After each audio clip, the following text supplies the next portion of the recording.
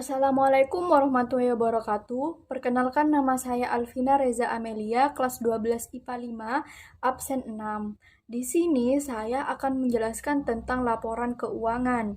Nah, terlebih dahulu, dalam siklus akuntansi perusahaan jasa terdapat 3 tahap, yaitu pertama tahap pencatatan, dan yang kedua tahap pengintisaran, dan yang ketiga ada tahap pelaporan. Nah, di sini saya akan menjelaskan tahap pelaporan. Laporan keuangan itu sendiri memiliki arti informasi mengenai perkembangan keuangan suatu perusahaan berupa ringkasan keuangan. Dalam laporan keuangan terdapat beberapa laporan, yaitu pertama ada laporan laba rugi, dan yang kedua ada laporan perubahan modal, dan yang ketiga ada laporan neraca, dan yang terakhir Ruskas. Nah, pertama, laporan laba rugi. Laporan laba rugi dilakukan bertujuan agar perusahaan dapat mengetahui apakah kegiatan yang telah dilakukan dapat menghasilkan keuntungan atau malah mengalami kerugian. Laporan laba rugi dilakukan setelah penyusunan kertas kerja. Sumbernya berasal dari kolom laba rugi yang terdapat pada kertas kerja. Nah, laporan laba rugi itu sendiri dapat memiliki kegunaan, yaitu pertama, bisa untuk menetapkan besarnya pajak penghasilan, dan yang kedua, untuk menilai keberhasilan perusahaan dengan memperhitungkan tingkat profitabilitas, dan yang ketiga, dapat menilai laba perusahaan dengan membandingkan dengan laba dalam laporan tahun lalu, dan yang terakhir, dapat menilai efisiensi perusahaan dengan melihat besarnya beban atau beban dengan jenis komposisinya. Nah, cara menghitung laporan laba rugi yaitu dengan menambahkan semua pendapatan yang diperoleh oleh perusahaan dengan mengurangi semua beban yang telah dikorbankan.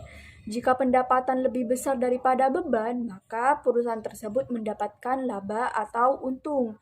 Namun, jika pendapatan lebih kecil daripada beban, tentu perusahaan tersebut akan mendapatkan rugi. Laporan laba rugi itu sendiri memiliki dua penyusunan cara.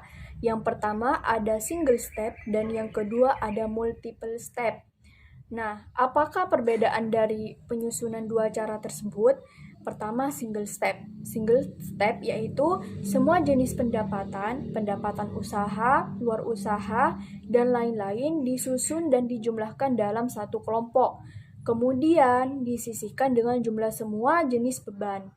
Selisih jumlah pendapatan dengan jumlah beban merupakan saldo laba atau saldo rugi. Biasanya, single step ini banyak digunakan di dalam perusahaan jasa.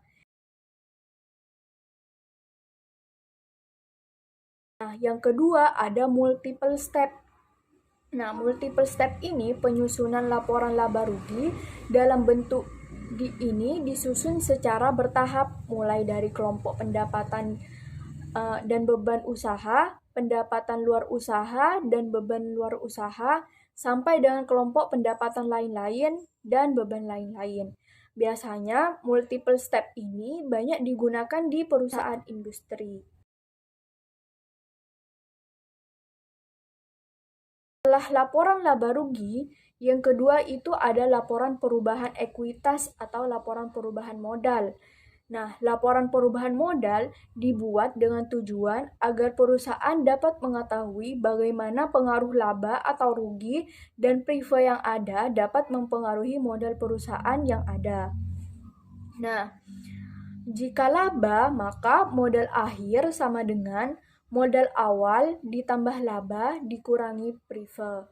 Maka modal perusahaan akan bertambah. Namun, jika rugi, maka modal akhir sama dengan modal awal dikurangi laba dikurangi prive. Maka modal perusahaan akan berkurang. Nah, apa yang disebut dengan modal awal? Modal awal itu adalah modal pada awal periode pembukuan, sedangkan modal akhir yaitu update modal setelah dipengaruhi adanya laba rugi dan prive.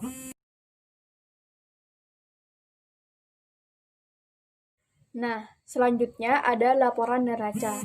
Laporan neraca menyajikan laporan keuangan akun-akun real, yaitu harta, utang, dan modal yang paling mutakhir setelah adanya update modal. Pada prinsipnya, laporan neraca itu sama seperti persamaan dasar akuntansi, di mana harta sama dengan utang plus modal. Ya, ini. Nah, harta yang disajikan dalam neraca disusun berdasarkan likuiditas, yaitu tingkat kecepatan harta tersebut menjadi uang dalam kegiatan perusahaan. Dan yang kedua, utang disusun atas jangka waktu pembayaran.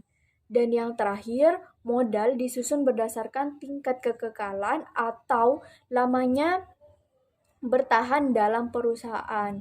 Nah, penyusunan laporan neraca itu sendiri juga ada dua macam. Pertama ada skontro dan yang kedua ada stafel. Perbedaan dari keduanya yaitu skontro menyusun aktiva atau harta pada sisi kiri dan pasiva atau utang dan modal di sebelah kanan, yaitu sebelah menyebelah.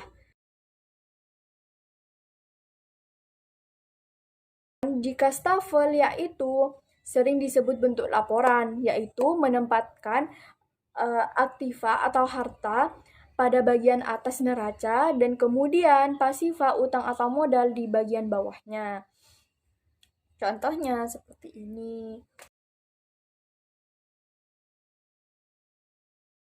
Setelah laporan neraca ada laporan arus kas. Laporan arus kas yaitu laporan masuk dan keluarnya kas suatu perusahaan dalam satu periode.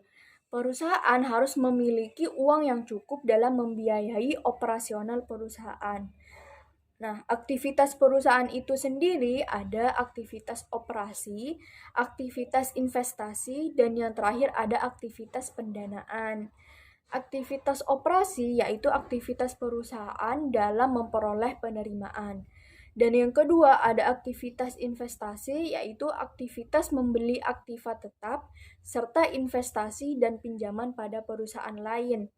Dan yang terakhir ada aktivitas pendanaan, di mana aktivitas yang berkaitan dengan saham, utang, dan prive. Nah, laporan arus kas itu ada dua penyusunan, metode langsung dan juga metode tidak langsung. Metode langsung dapat menunjukkan penambahan atau pengurangan kas dari aktivitas perusahaan yaitu aktivitas operasional, investasi, dan pendanaan.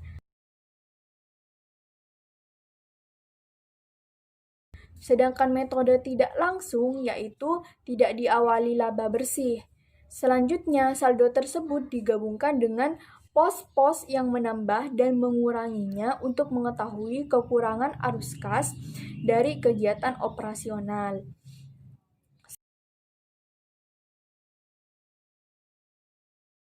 Setelah laporan-laporan tersebut, maka bisa dibuat untuk catatan laporan keuangan. Nah, catatan laporan keuangan itu atau Notes to the Financial Statement berfungsi menginterpretasikan angka-angka yang terkandung dalam laporan keuangan. Catatan yang biasa dilampirkan yaitu ada ringkasan mengenai kebijakan akuntansi. Dan yang kedua, ada informasi tambahan mengenai perincian atau penjelasan atas angka neraca.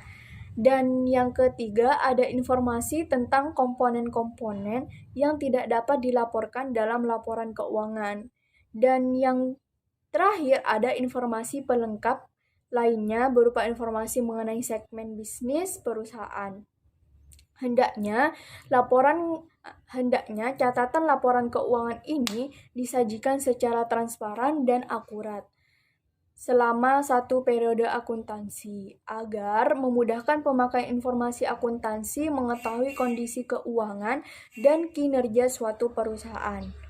Sekian dari penjelasan saya mengenai laporan keuangan. Kurang lebihnya mohon maaf. Wassalamualaikum warahmatullahi wabarakatuh.